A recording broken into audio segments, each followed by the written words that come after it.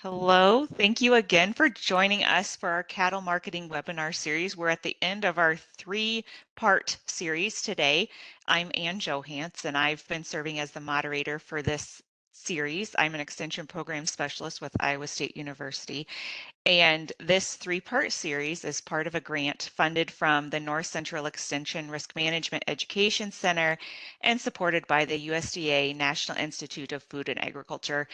It was put together. The goal was to focus on core components for better marketing as well as strategies to expand marketing knowledge for cattle producers when we've seen record prices these last few months, and to know that it's still super important to understand where your costs are, your marketing options, right? Because everything is a cycle. So with that, I think I've covered what I need to, and so I'm going to turn it over to Joseph to share some marketing strategies with you.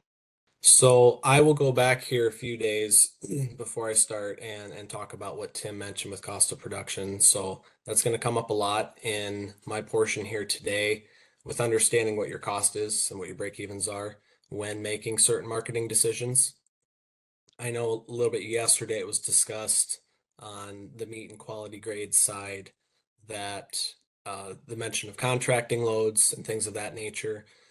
We won't dive too deep into how to market cattle, grid, or whether take them to a sale barn or things of that nature. We'll talk about kind of the more a broad umbrella marketing decisions. So to introduce myself, again, my name is Joseph Lensing. I am the farm management specialist covering Northeast Iowa, and we're going to cover some marketing strategies today for both feeder cattle and our fed cattle. So this is a slide I recently added in. I've done a few cattle marketing talks here in the last 2 to 3 months, and it's interesting because every time I talk, I have to update my information because every week it seems the cattle market has increased. So we've been in record price territory since April of 2023. It's been a full 24 months now that we've seen prices climb both on the fed cattle and the feeder cattle side to heights that we had never seen before and could quite honestly not have even expected. So in that, as we'll discuss today, it's not just high prices. We should sit back, get a little complacent, and collect on those checks. It's more of a, we have all of this invested, especially on the feedlot side and the cow-calf side. If we've been buying replacement heifers or building our cow herd, we have a lot of money tied up into that. And exploring some marketing avenues to protect some of that risk can be a decision that bodes well here in the future when this market ultimately turns down. So this was just for reference, the CME cash feeder cattle index after yesterday. So this is on 7 to 900 pounds, 700 to 899 pound steers as they're sold live. So this is a constantly changing index all throughout based on sales across a 12 state region in the United States. $2.90 a pound for 7 to 899 pound steers is a number that nobody had anticipated leading up to this cattle market cycle. As we move to the fed cattle side, excuse me. As we move to the fed cattle side, back when the 2014 to 2015 rally occurred, we saw fed cattle get into the $1.70s. I think it might have even hit the $1.80s there at some point. And then obviously several years of being significantly under that. And then when we hit those $1.80 range again with fed cattle here back around early 2024, we've seen that price steadily climb, both on the live and the dress side, to where this past week we were sitting at $2.11 per pound, almost $2.12 a pound on steers over 80% choice. This is based on a 5-area feeding region. In the top there, Texas, Oklahoma, New Mexico, Kansas, Nebraska, Colorado, and then Iowa and Minnesota here. So we've seen these prices continually climb. And yes, it has been a very rewarding time to be a cattle producer from the income standpoint, both cow-calf operations, backgrounding outfits, as well as feed yards. But we do need to still understand that when we are dealing with all of this money tied up into these livestock and with interest rates the way they are now, there still are marketing options we can explore and some risk management options just to make sure that when this does ultimately take a turn, we are somewhat protected. So what risk management tools will we be discussing today? We'll discuss a little bit, we won't get too in detail on futures contracts, also options contracts. We'll talk a little bit about forward contracting, but we will spend most of our time here today talking about livestock risk protection, or LRP. It's not a new tool. However, I believe in the past couple years, 5 years maybe, it's become a lot more utilized and it's become more of a household name, I'd say, in a lot of operations. So we'll discuss in pretty good detail what LRP is, how it works, how we can use it, and how that I have a couple examples of how that can differ from using forward contracting or just selling cash when the time comes. So starting with futures and options contracts, they're traded and quoted based on the CME, or the Chicago Mercantile Exchange. So this is at the market level. You're being bid prices. I have a chart there on the right. Futures and options contracts can be used to protect against price decline in an underlying commodity if you're selling, or protect against an increase if you're buying that commodity. It does involve a broker to establish positions and will very oftentimes come with premiums and commissions. And one thing to note is contracts for live cattle are 40,000 pounds and feeder cattle are traded at 50,000 pounds. Where this and LRP have the largest difference is LRP doesn't need to have a minimum head requirement, a minimum pound requirement in any way, shape, or form. Futures and options contracts on livestock are more commonly utilized by either traders or larger feed yards that have a little more skin in the game and feel justified to be purchasing futures and options contracts on loads of this size. Options. So an options contract allows for the option, not the obligation, to buy or sell an underlying contract. So as a producer, commonly put options are used to protect against a price decline for a commodity that producer will be selling. As we get to talking about LRP here in a few minutes, LRP works very much like a put. So keep that in mind as we get to LRP. So for an example, rough example, if I myself wanted to purchase a live cattle contract at $195 a hundredweight, if price declined to $185 a hundredweight, in theory, that option can be sold for $10 a hundredweight, profit less my premium and commission. So I'm in the position here as that option holder to profit from a price decline because I'm essentially locking in a floor. And ultimately, keep in mind, we never want prices to decrease for the commodities that we are selling, but we have options, and literally we have options and we have other options to protect ourselves if that was to be the case. With options, if it expires out of the money, so if that live cattle put from earlier went to 197, the true cost is simply the premium. And keep that premium in mind as well, because again, with LRP, it does work much like a put option, and there also is a premium involved. So forward contracting on the fed cattle side, this is a legally binding agreement between a seller and a user of a commodity, or an end user to sell or buy a commodity in the future at present futures price. So as we talked about a little bit yesterday, live cattle more so can be forward contracted for a month down the road, all the way out to the end of the trading months that are offered on the CME. That can be a very peace of mind way to market livestock, but we'll discuss here a little bit how that compares to other options we have. With this, I will note again, as Tim spoke about Tuesday, make sure your break even and your cost of production is known. Forward contracting typically involves contracting cattle at a price. It is a price that will not fluctuate. So knowing what we are in those livestock for can make that decision a little easier as to whether we pull the trigger or not on that forward contracting. It can be a profitable decision if prices decline during the feeding period. So if I was to forward contract one potload of steers and I experience a market decline, I protected myself from that market decline by purchasing that forward contract. On the flip side, it does allow the market to increase, and we won't always have the ability to capture that market increase. So forward contracting would be a rather simple way of pricing livestock for the future to be sold in the future based on today's prices.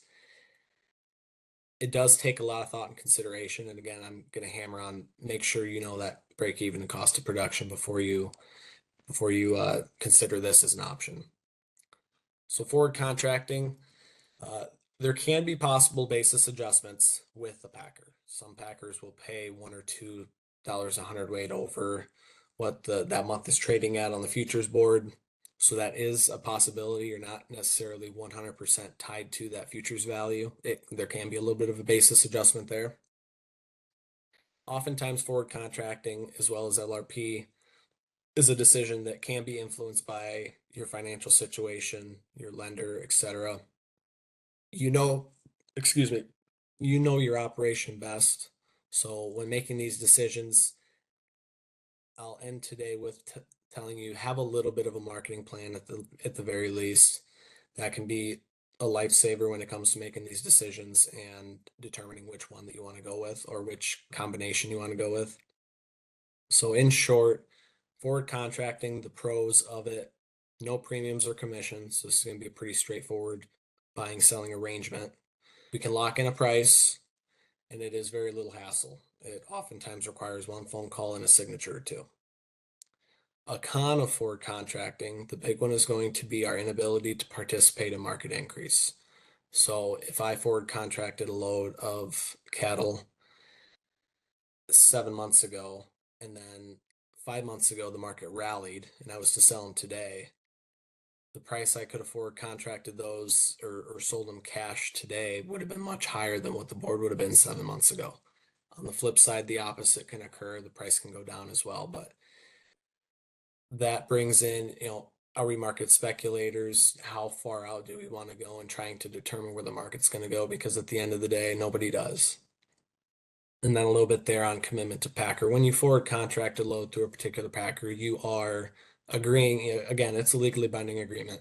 So you are committed to that particular packer, which usually isn't a big concern. So we're probably going to spend a good 20 minutes here on LRP.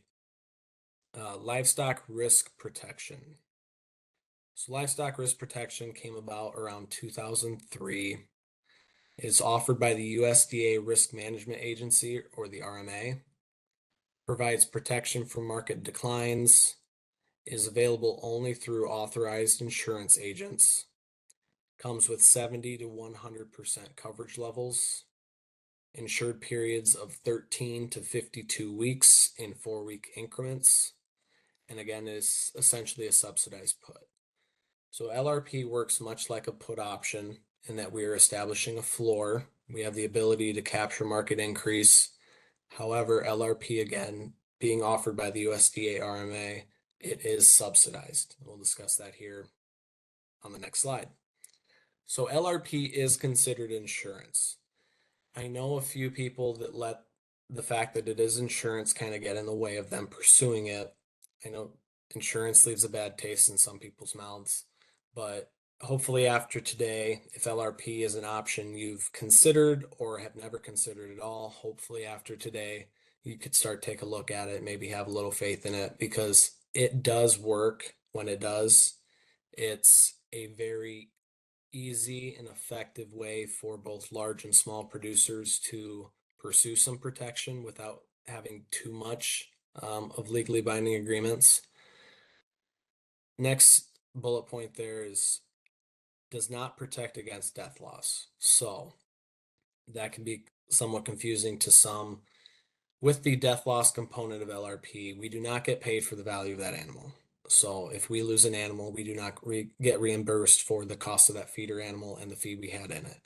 However, If that animal, let's say I was feeding 10 head of fed cattle, they're all 900 pounds. I got an LRP contract on all 10 of them, and one died.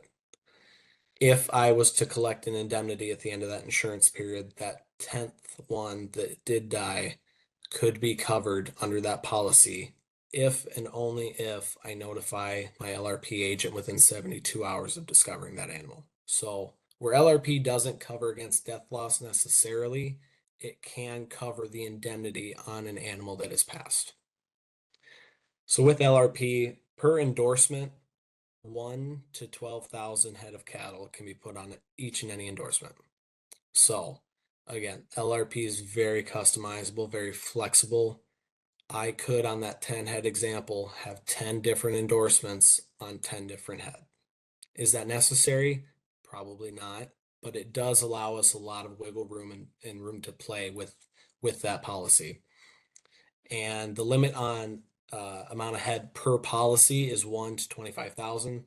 So we can have 1 to 12,000 on each endorsement and then up to 25,000 total on a particular policy. And that policy year runs July 1st through 30th.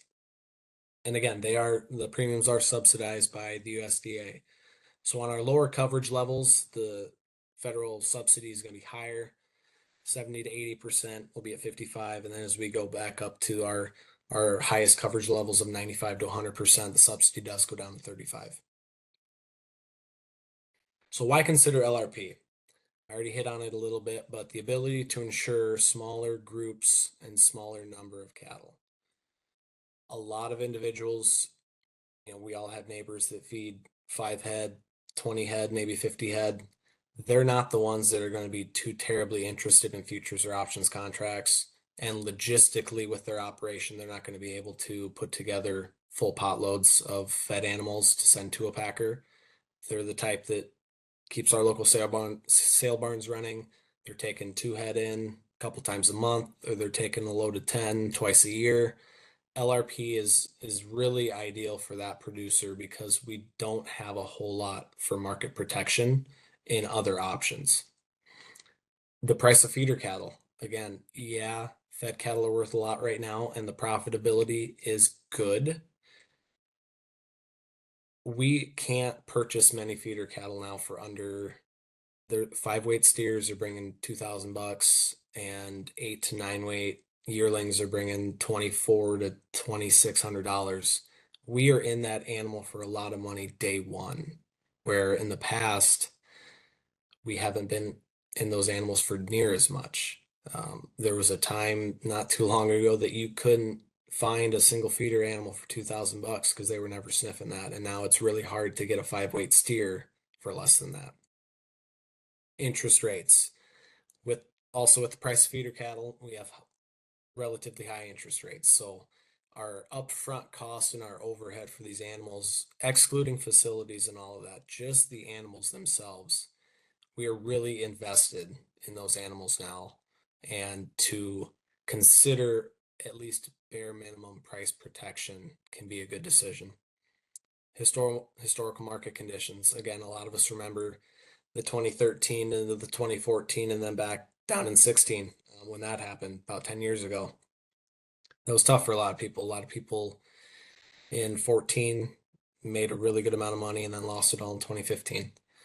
You don't always have to be subject to market decline. There are ways and avenues to protect yourself from those times. Now, that's not me telling you that I don't think the cattle market can sustain this, because a lot of economists feel that we do have some time left in this cycle at these high levels, whether that's another year or two, maybe a little longer. It will come down at some point, and we are always subject to volatility, which is my next bullet point. Notice I underlined and bolded the last few trading days. So last Thursday when the tariff news came out, and it was really exemplified on Friday, Anna and I were talking before we got on here that LRP was unavailable last Friday because the RMA and the USDA have the ability to close the sale for the day if there is a price limit that's hit in either the fed cattle or the live cattle or feeder cattle arenas. So that's a very recent example of what volatility can do to a market. And then we saw yesterday the inverse of that. We saw the market go up the limit. So always understand no market is safe from significant, very rapid price declines, nor is it limited or can't be subject to significant price increases as well. And then the last bullet point there, we obviously have black swan events. A lot of things in life are unexpected. And with markets, oftentimes it doesn't take a whole lot to get either rumors stirring or fear setting in, and then decisions are made, rational or irrational, as a result of those, and that can really have a negative impact on the market. So what animals are eligible under LRP? So we have steers, heifers, and dairy, weight 1 and weight 2. So there's 6 classes there, weight 1 being 100 to 599 pounds, and weight 2 being 600 to 1,000 pounds. Some of those numbers are adjusted. I believe the steer, heifer, and dairy weight 2 used to be capped off at 900. Now it's 1,000. So they have changed these weights a little bit here in the recent years. We also have unborn steers and heifers and unborn dairy. Really, the only difference between the dairy, steer, and heifer weight 1 and the unborn is simply that the animal's not born yet. The weight for those animals can still fall in that 1 to 600 pound range. It's just the dairy animals actually haven't, or the unborn animals actually haven't hit the ground yet. So it would be protection that you pursue while the cow is still pregnant. And then we have fed cattle, weights ranging from 1,000 to 1,600 pounds. That 1,600 pounds is also an adjustment. It used to be 1,400. So with LRP, we can quite literally pursue protection on almost any animal you could possibly find in the countryside. There is, however, a price adjustment factor. So to explain this as easy as I can, we have that 1 to 5.99 and then the 6 to 10 per hundredweight or hundredweight range there. In that, this 110, if you can see my mouse, is based on that, based on the feeder cattle futures. Our price adjustment factor for light steers is going to be 110% of that value. The 6 to 10 weight steers are going to be 100% of that value. And then as we get to our light heifers, that is also the same value as the heavy steers. But then as we get to our big heifers, there's a 10% reduction in value there based on our pricing. So this really doesn't come into play a whole lot. It just essentially is giving each of these classes of animals a different value as it refers to the futures for feeder cattle. It doesn't mean your animals are worth less per se, but it's going to cover you at a different protection level. So LRP, how's it work? So 1 and 2 here are always interchangeable. So with LRP, we either can fill out an application and then go purchase cattle, or we can already possess cattle and then fill out an application. So either one can happen before the other. Next is we will pursue an endorsement. So an application in and of itself doesn't do any good. We actually have to put an endorsement on any and all animals that we would like to have covered under LRP. After the endorsement, we obviously go through the feeding period, and then we go through the sale of cattle. And then in the case of an indemnity, you will be required to report the sales to that insurance company or your agent. After reporting the sales, LRP premiums are not due up front. They are due at the very end of the policy. That premium is also tax deductible. So you either pay your premium if you did not collect an indemnity, or you receive your indemnity, or you have a little bit of math there if it kind of offsets but doesn't cover the premium in full. So with an LRP application, you must contact an agent for your LRP application. You must have it on file before any and all endorsements on any potential cattle that you want covered. Form AD 1026 must be on file to receive subsidy. You do not need Form AD 1026 to get LRP, but in order to receive any and all subsidies that you're possibly eligible for, you will need that form on file. I do have a link there for an agent locator. There are a lot of licensed LRP agents out there. Seems anybody who sells crop insurance is probably going to be licensed to LRP, as well as there's a few other areas of insurance that people have gotten certified for. So it's not difficult to find an LRP agent. And I don't know if I have a slide in here or not, but I do, the very next one. So when we're choosing a LRP agent, pursue someone that has some knowledge of the cattle industry. They can help you run numbers. They can help you decide certain scenarios. They can just kind of help you and assist in your decision-making process. Whereas if we simply find somebody who sells many other kinds of insurance but doesn't know much about LRP, we might not really be getting our full service.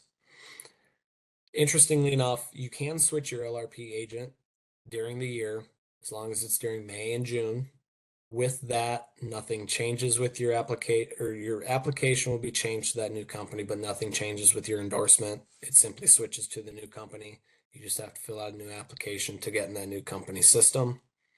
And prices don't vary by company. So LRP is very standardized. It's a set price. The quotes that come out are good for everybody that offers it for the same time frame.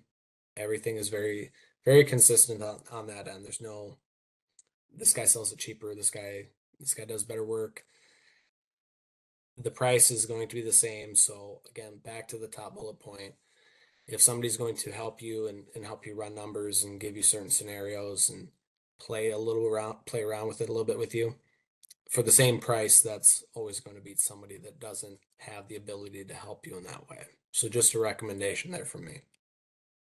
So what does the endorsement look like? Well, the endorsement contains the specific parameters of the contract.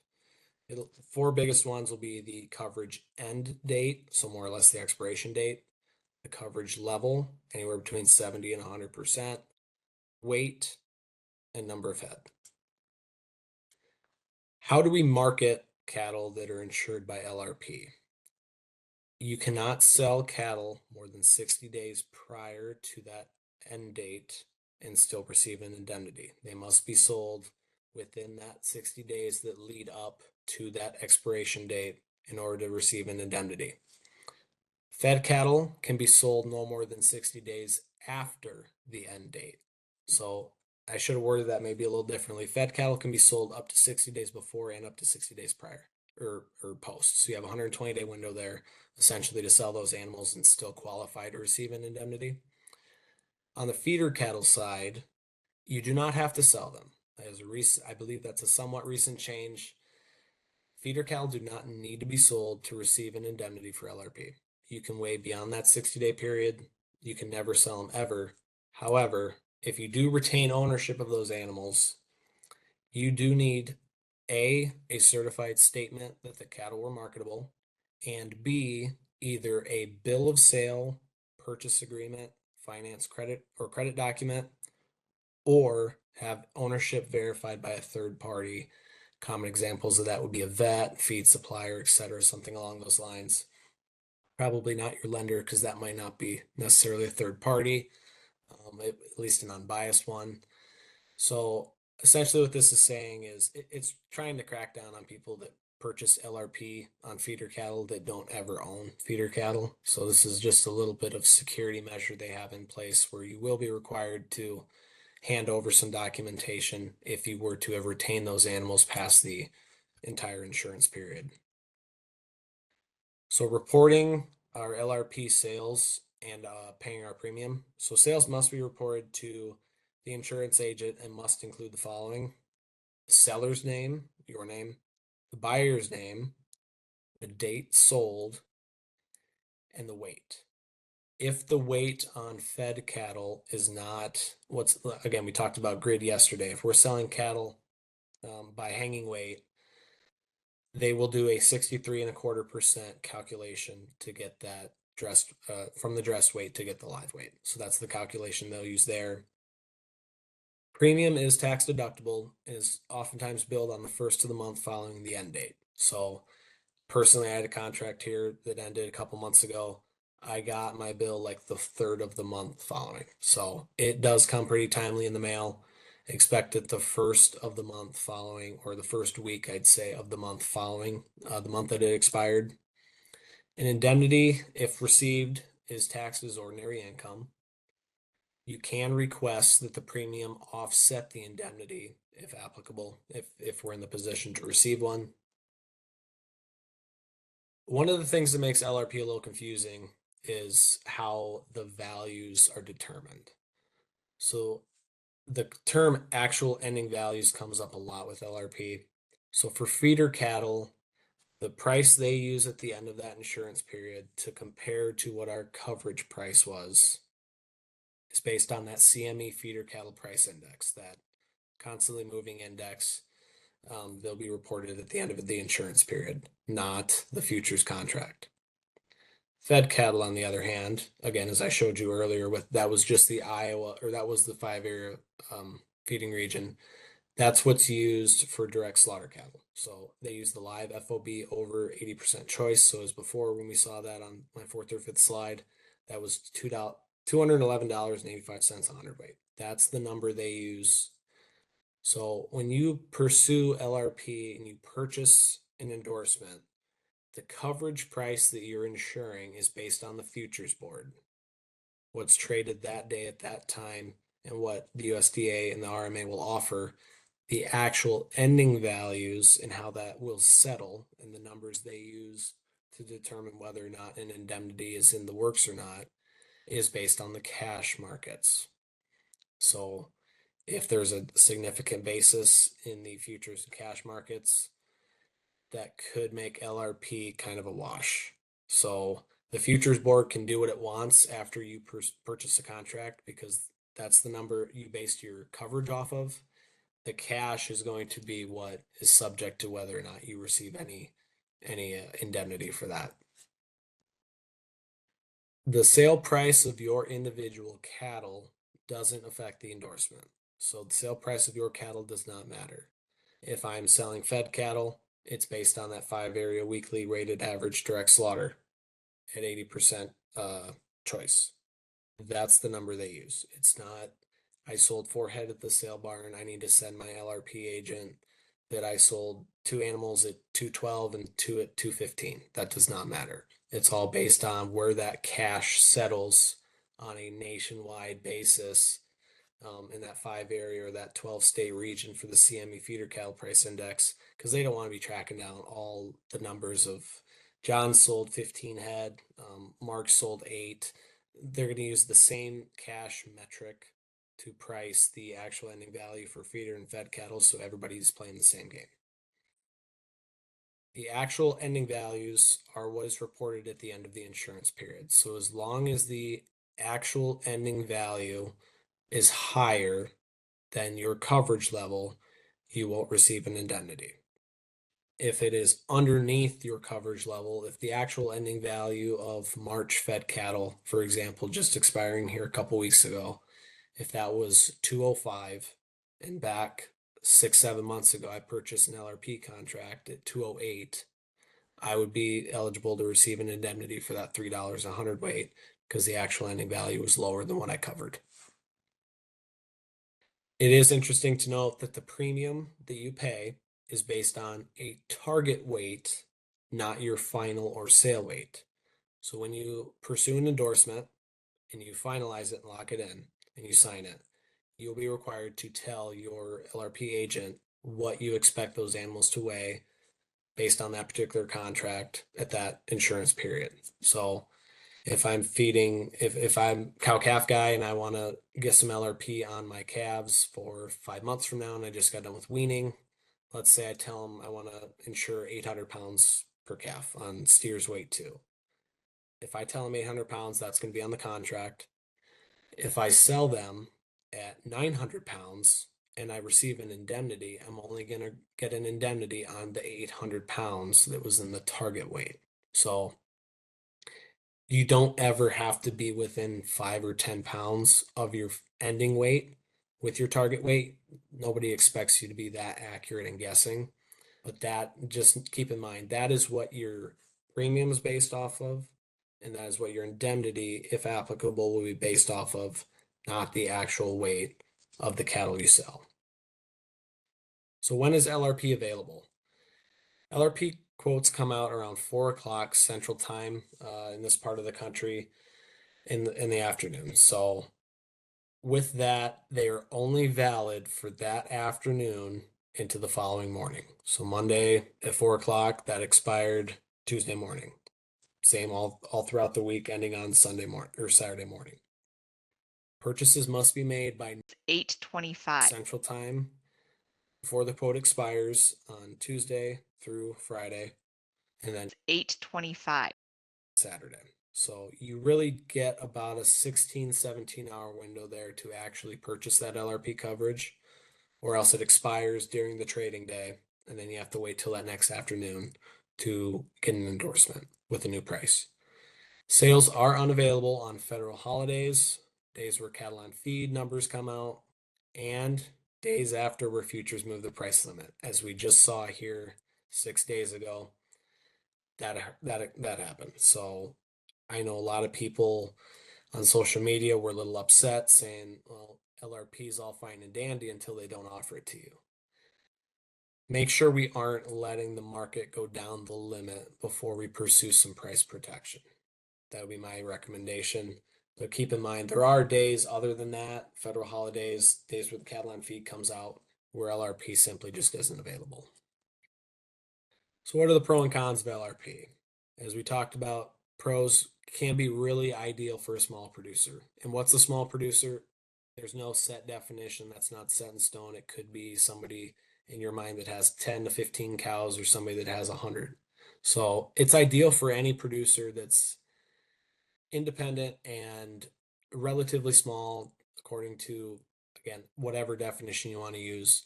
But it also can be utilized by large producers, but it's really ideal for small producers that don't really want to play with the futures or options markets.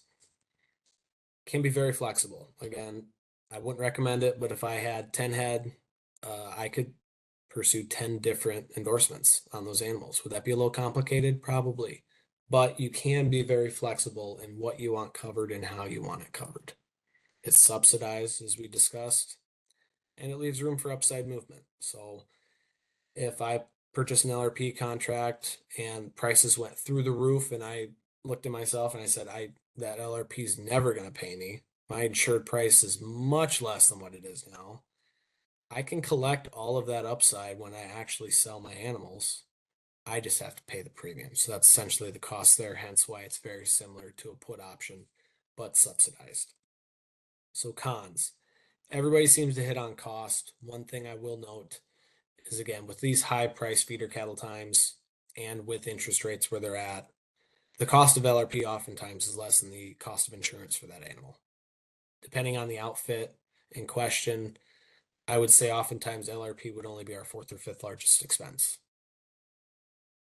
If we're in these animals now from the fed cattle side for $2,800 to $3,000 by the end of the time we're done feeding them, $50, $60 doesn't seem like so much. Again, the 17-hour window to sign an endorsement, that is very set in stone. So if you have a relationship with an LRP agent or pursue one, I would try to contact them shortly after 4 o'clock every day, or wake up early and try to get them to send something over to you so you can both get signed to get that endorsement in place. You do have basis risk. Again, we mentioned how the cash market is what settles the LRP contracts. So if our cash was to come down significantly under our futures and we'd add negative basis, we would get an indemnity in that case, but that spread, if we were to have a significant positive basis, would take us way over where the futures contract was when we got that LRP put in place. That can be as basis risk. We could have basis benefit there too, but that can't come into play with determining whether or not we receive an indemnity, as being the futures and the actual ending value based on cash kind of gets in the way with the LRP. And then our sale window. So again, you get 3-4 months to sell those animals. Usually that's not too terribly hard to accomplish, but you do have, if you sell 70 days prior unknowingly, that might cause some concerns. So LRP, this is a feeder cattle example, just to go through some of the numbers here. State of Iowa, it's available in all counties through all 50 states. This 21 here is simply based on what I use for the August 18th, 2025 on the right. The 21 here is just the weeks from, I think, this last night when I put this in here to today, or to the 8/18/25. This one's for feeder cattle, steers weight 2 for an endorsement ending in August, year 2025. So this 288.46 column, kind of in the middle there, that is the 100% price coverage level. So that is what the August board ended at yesterday and what LRP is willing to pay or cover. So with the road just to the right of it, and these numbers are never really exact. There's a few decimal points and fractions that get in the way, but 100% coverage level is going to be 288.46. We don't have the 288.463. We're just a little off there, but 100% coverage on this would be 288.46. We go down to 99%. We keep going down. I had to cut it off so the numbers could be big enough. I only went down to 90%. This does go down further than that, but for the sake of fitting it on a screen and it being readable. So 90% coverage on this would be 259.62. So LRP, we have multiple options of where we want coverage to be at. This is where the strategy can come into play on, am I the kind of guy that wants peace of mind? I'm going to insure every animal at 100%, be done with it. Am I going to insure half of my animals now at 95% and then wait to see if the market goes up? That'll be ultimately up to you. The 0.04 down to the 0.03s and ones, that is simply the overall cost of insurance divided by the coverage price. So in our top example here, the total cost of this LRP is going to be $13.49 a hundredweight, which is 4.7% of our $288 a hundredweight coverage. The third column from the left is our total premium. This is what we pay after subsidy. So this is the number you really want to look for. For your higher coverage levels, it does get quite expensive. If we go down to our lower coverage levels, it can be quite affordable. And keep in mind, oftentimes, the longer out your LRP coverage is for, the more pricier it's going to be. If you went for like a 4-month LRP contract, it's oftentimes going to be much cheaper than if you bought like 5-weight steers today to sell them next March and you had to get LRP for 11, 12 months down the road. So I'll run through these here quick because we're running a little short on time. But here's an example, forward contracting versus LRP from a fed cattle side. We're assuming an 800-pound steer that we purchased at $2.50 a hundred or $250 a hundredweight with a $1 cost to gain. So we're getting a $180 a hundredweight break even at 1,500 pounds. So on the day of purchase, let's say the futures price was 192. We could also get LRP coverage for 192 with a $6 premium per hundredweight. Let's say 7 months pass and the cash market is at $200 a hundredweight.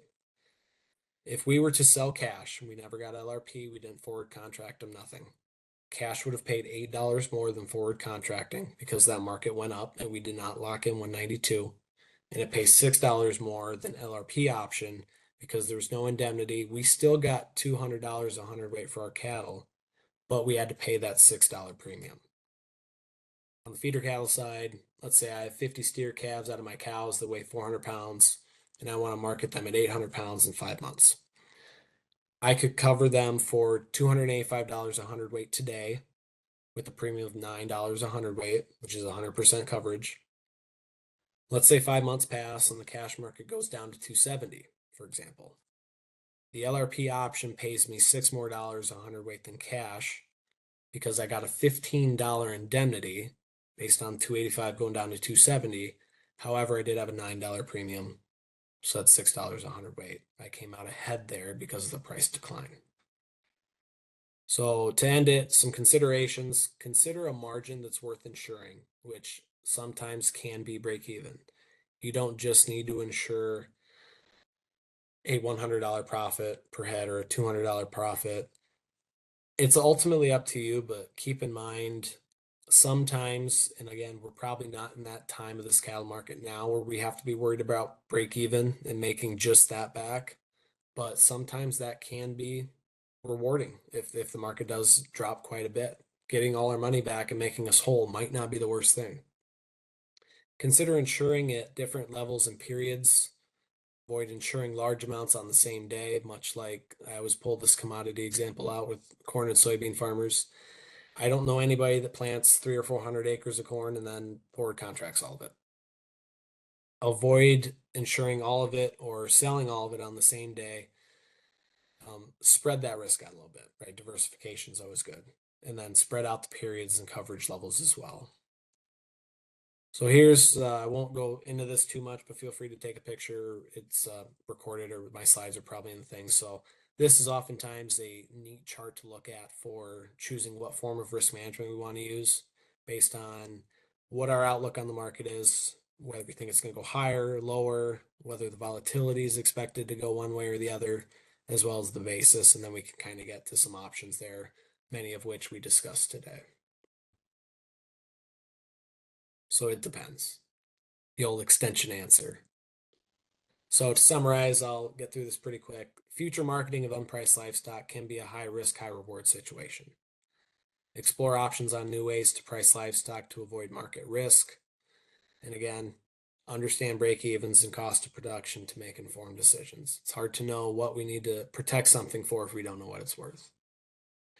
Don't dismiss LRP if coverage prices are below break even. So ideally, we don't want to farm for a loss, but consider farming for a small loss versus farming for a big loss. It's all relative at the end of the day, because the only thing to expect is the unexpected. So my closing remarks: have a marketing plan. Store and ignore is not a strategy for cattle. They eventually become perishable. You can't just stick them in the bin for 2, 3, 4 years and then sell them later. Make sure we're working with LRP, specifically an insurance agent or a commodity broker, or even us here as an extension specialist. And understand the markets and its fundamentals to make informed decisions. As we move forward in these times where we still have really good prices in the cattle market, we do have a little bit of volatility with the tariff situation. Keep abreast on what the market's doing. Don't just go on vacation for a week or not look at the cattle market for 2, 3 weeks and then be surprised when it does what it does. Keep abreast on the market if it's your livelihood, and make sure we're basing our decisions off of what's expected, what's not expected, as well as what's available at that time. Here's a few resources. Tim mentioned and worked on the B121, the second one there. We do have an LRP analyzer, so that would be B1-50 on Ag Decision Maker. And then the bottom two links there are a way to find out the LRP and LGM quotes for every day. Again, they come around 4 o'clock, so that can be found at that link. And then if you're interested in reading 70 or 80, maybe 90 pages, the 2025 LRP handbook, I also put that down there as a link. So thank you, and let's open it up for any and all questions. I'm coming back. There we go. Thank you. Okay. During our discussion, I have an agent that is watching, and so I'm grateful to have us and our experts online. And so a very recent, or I don't know how recent, but there is a change that LRP's deadline is 8/25. So this is, 8/25, okay. yes, we confirmed in the handbook and it is buried in the notes. And so want to confirm that basically the message is have a good relationship with your agent, right? To know you are looking at this coverage, to be in those discussions with them, right? But that deadline, you want to be doing that either after 4 o'clock, right? Or very, very first thing in the morning to get that through. So yeah, it can be very hard to find the details of some of these programs. And so it's great to have, this is a great explanation of how this program works, because I think it is kind of a daunting thing if you haven't run through it before. And so Joseph, I really appreciate that you've used this. Like, you are our extension specialist, you have livestock on the side. And so it's great to hear kind of that personalized experience of how this has worked too. So folks, you do have a few minutes here to get your questions in. I do have one. It's a good clarification of if you're looking at LRP coverage, do you need to use the same agent that you would also use for your crop insurance?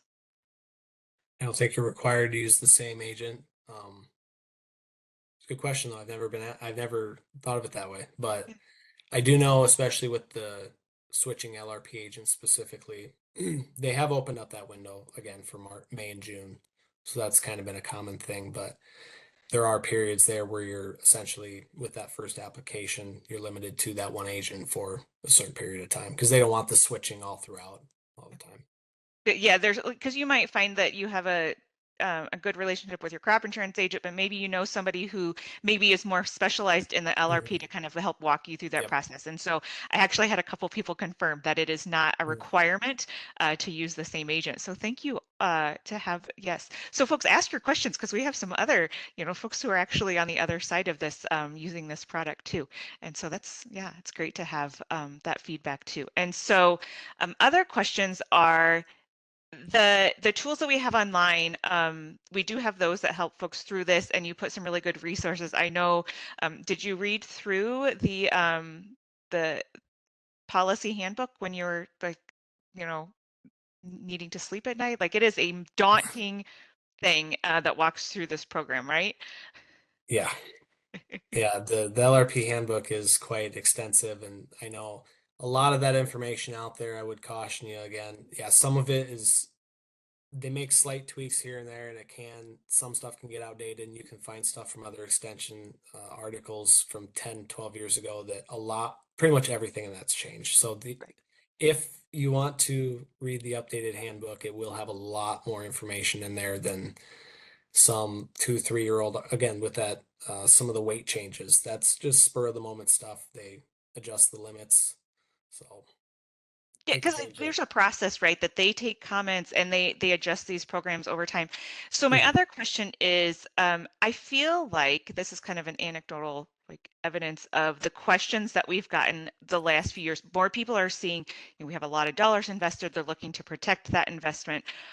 Do you see this area that it's growing, right? That we're getting more questions. Do you think that I know RMA has data on coverage for, acres that are covered under crop insurance, and I'm not sure, do you know, is there data behind like how many LRP policies are sold in the state, and do you know if that's grown here in the last few years? Hard numbers, no, I don't have any, and haven't found any, but I would say that just from having conversations, I think it's something. I guarantee you there's more applications out there. I do think there's a lot of people that get to that application process and then consider an endorsement and never actually do it. But I would say there are a lot more people exploring it and doing their research because now is a good time to probably start looking at it as an option. Okay, we are coming right up on our 1 o'clock, so I want to give you the chance to share any final comments before we wrap up this series that has been so informative on these important topics for cattle marketing. No, thanks for having me. It's good to talk about markets when they're good, but understand again, we are always going to be subject to volatility, and this cattle market might look a lot different in 3 or 4 years. So what we can do in that next 30 to 40 months can really impact whether or not we're still around here in 4 or 5 years. Okay, so with that, I want to thank all of you for joining this three-part series. I think I have ideas on where we could expand, and the questions have been great in the discussion from the folks that have been able to join us this week. Again, you will get this recording in a follow-up message along with the links that we shared and some additional resources that we have. And so thank you again, and I hope you all have a great day.